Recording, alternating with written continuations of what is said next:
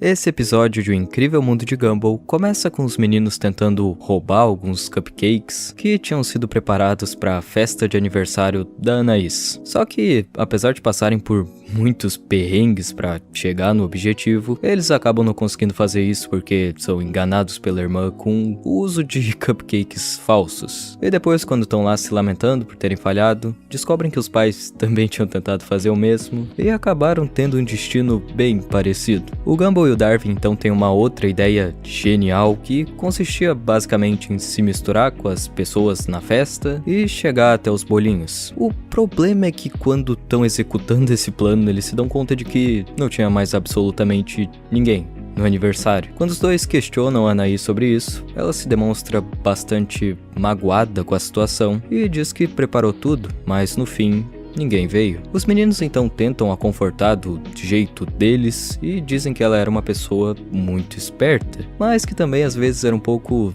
esquisita. E, de fato, ao longo do desenho a gente percebe em diversos momentos essa clara dificuldade da Anaís em se encaixar e criar laços de amizade com outras pessoas de uma forma natural, como os outros. Apesar de ser praticamente um gênio e saber de muita coisa, quando o assunto era amizade, tudo era muito difícil para ela, mais complicado e assustador do que deveria ser. E é claro que toda essa confusão e solidão a incomodavam bastante, para dizer o mínimo. Os meninos então continuam e dizem que era preciso ter amigos para dar uma festa, mas a Anaís só responde que a razão daquela festa existir era para que ela pudesse ser capaz de fazer alguns amigos. O Gumball e o Darwin então têm uma ideia para fazer a irmã se sentir melhor e sugerem que eles deveriam inventar um amigo imaginário. Bastava fechar os olhos e criar ele. Em seguida, depois de literalmente só alguns segundos deles tentarem fazer isso, um carinha um tanto quanto curioso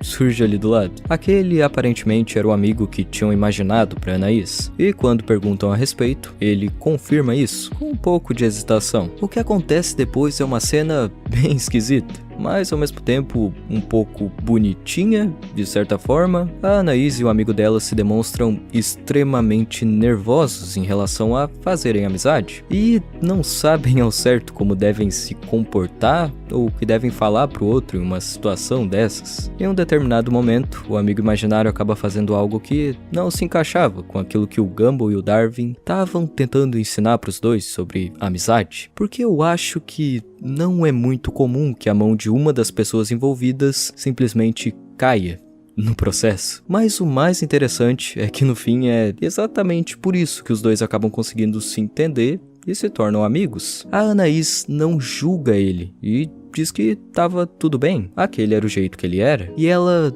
entendia isso, e de certa maneira até se identificava naquelas diferenças. E foi graças a essas diferenças que os dois criaram laços. Enquanto todos estavam lá se divertindo, o Ricardo e a Nicole ficam sabendo através do noticiário sobre um suposto invasor assustador que estava entrando nas casas de Elmore. O problema é que quando eles se deparam com o novo amigo das crianças pela primeira vez, percebem que ele era exatamente igual ao retrato falado que tinha aparecido na TV. O que acontece em seguida só pode ser descrito como um grande caos, com a polícia cercando a casa dos Wattersons e exigindo que o amigo das crianças se entregasse imediatamente. A Anaís, muito triste e confusa, questiona o porquê dele ter fingido ser o amigo imaginário deles e não ter dito a verdade. E ele então revela tudo, respondendo o seguinte: eu fui criado por um inventor de brinquedos velho e solitário. Éramos melhores amigos, até o dia em que ele não acordou. Eu andei pelas ruas e entrei na casa das pessoas tentando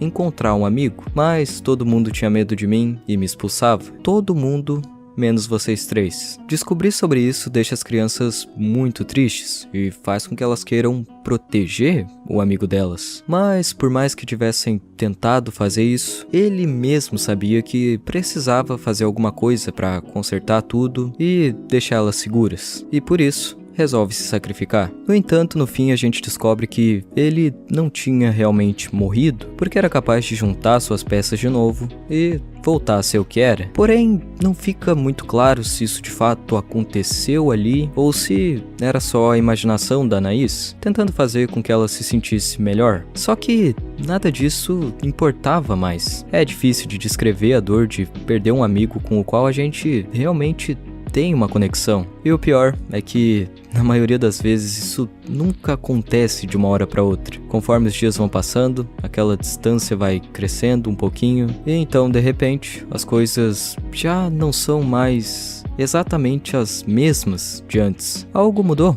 ou se perdeu, e só o que restou foi a saudade dos velhos tempos. Existem amigos que tornam a vida mais fácil, que nos ajudam em momentos difíceis e realmente cuidam da gente. Infelizmente, a cicatriz que a falta desses deixa nunca desaparece completamente, mas ao mesmo tempo é reconfortante de sentir que eles nunca vão embora completamente. De algum jeito, fazem parte de quem nós somos e de quem nós vamos ser amanhã.